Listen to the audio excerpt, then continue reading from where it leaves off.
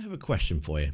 If you had a choice between saving hundreds of people right now, or saving one person with intel on aliens that may or may not save more lives down the road, which would you choose? Let me know down in the comments.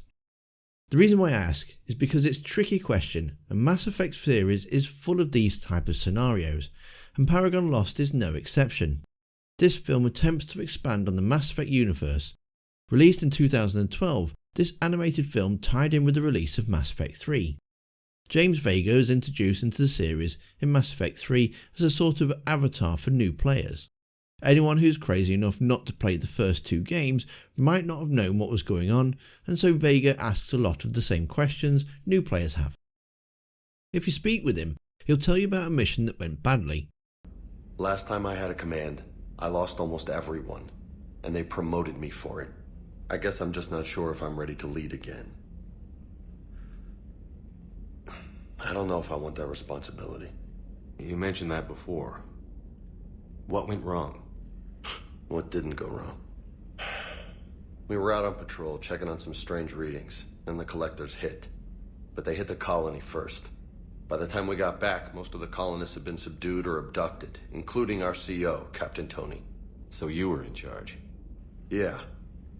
We laid low for a bit, waiting for a chance to strike, but before we could, we were betrayed. One of the colonists turned out to be a Cerberus spy working with the collectors. I had no choice. I killed him and destroyed the collector ship. Paragon Lost is the mission in Vega's story.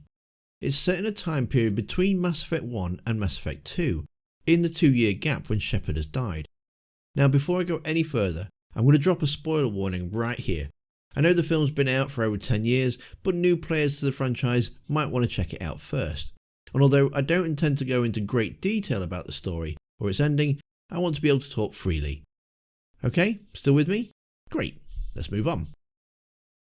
This movie is a direct tie-in to the games, so if you plan on watching it with your significant other, then they're not invested in Mass Effect, then you're going to struggle. With the story, it expects you to have that understanding of the games and its lore. We start off with James, the hero of the story, as a part of an Alliance Special Forces Delta team, going to the planet of Feral Prime to save a colony under attack by the Blood Pack. This battle is quite tense, and you do get to see all the different squad and their abilities.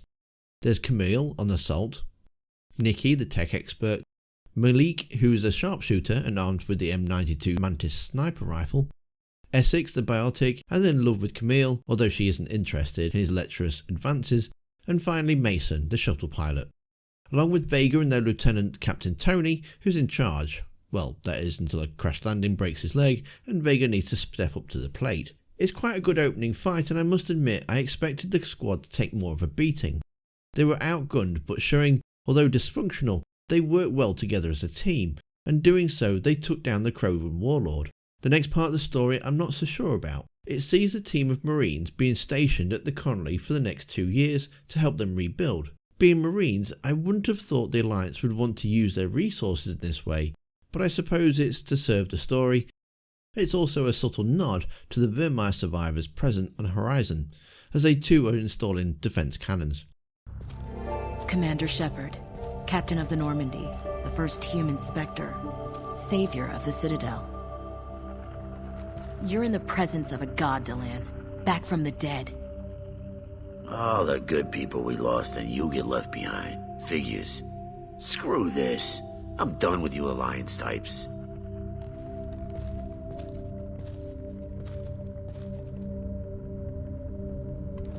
While out and about they discover a strange artifact and promptly destroy it, as you do. Trina is an Asari anthropologist and is a colonist that Vega has a crush on. There's a few times he has the opportunity to chat with her that ends up in awkward silence. It's clear that she's not interested, and when the artifact is destroyed, it doesn't go down too well either. Trina knows everyone's favourite Asari, and I suppose it was a way to shoehorn her into the film. But yes, Liara makes a cameo appearance, informing the team that it could actually have been a Reaper artifact, with its destruction now triggering a warning signal. Sure enough, the collectors arrive in what is a precursor to Mass Effect 2. When the elusive man tells Shepard that the Connollys have been disappearing, this would be one of them. While you've been sleeping, Entire colonies have been disappearing. Human colonies. I do like that we find out how the elusive man knows this, as he has a double agent by the name of Messner working for them. He's been trying to access the underground labs, and when the colonists try to use the vaults for protection, it's because of him they're locked out. However, he's also been working for the collectors, which I thought was a little silly and should have just stayed as a Cerberus agent.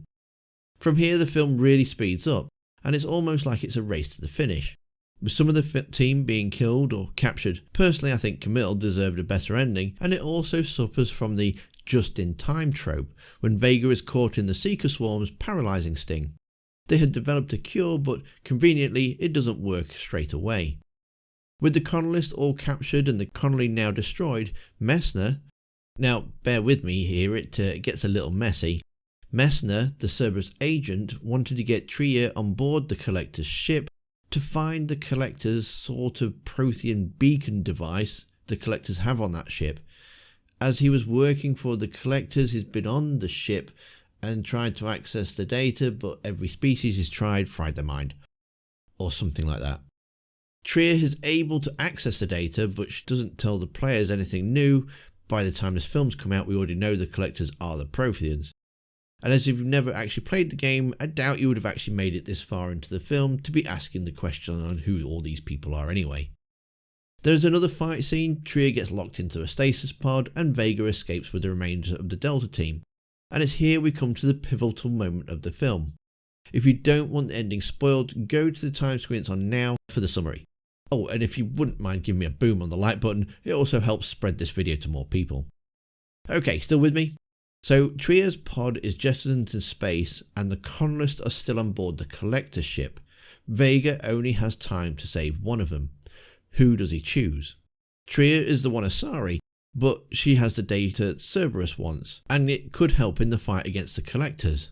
But on the other ship is all of the colonists. Delta Squad has just spent the last 2 years helping them rebuild after the Bloodpack attack.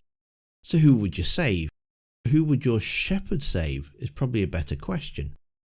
The answer isn't one you might expect. In a sort of time-jumpy fashion, you learn that Vega let all the colonists die and saved the girl he had a crush on, also saving the data too. Did he save her because he liked her, or did he save her because of the data? It's a little hard to tell. But either way, the colonist died and Vega is beside himself. He is commended by Admiral Anderson and Admiral Hackett, but it does little to stop the pain that Vega's clearly suffering. On top of that, Mass Effect 2 has just started, as Vega learns from Anderson news of his hero, Shepard, might not actually be dead after all. Shepard will of course go on to destroy the Collectors, resulting in the data Vega saved to be completely useless, and the colonist's death for nothing. For those of you jumping past the ending section, welcome back. Overall, this film isn't bad. It's not one of the greatest movie tie-in games, but it does give Vega a little explanation to his backstory.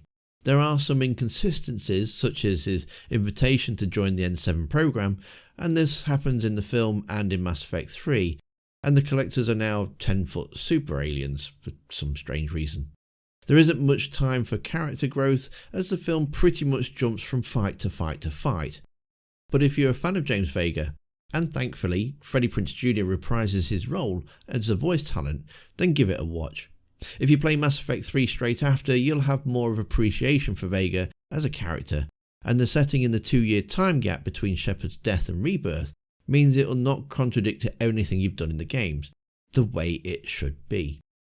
But James Vega isn't well liked as a character, and if you want to see where he ranked, you'll need to watch this video that's on screen next. A big welcome to the channel's newest member, Diana. Thank you to her, Nerdadude and all of the supporters, and thank you for watching, and I'll see you next time.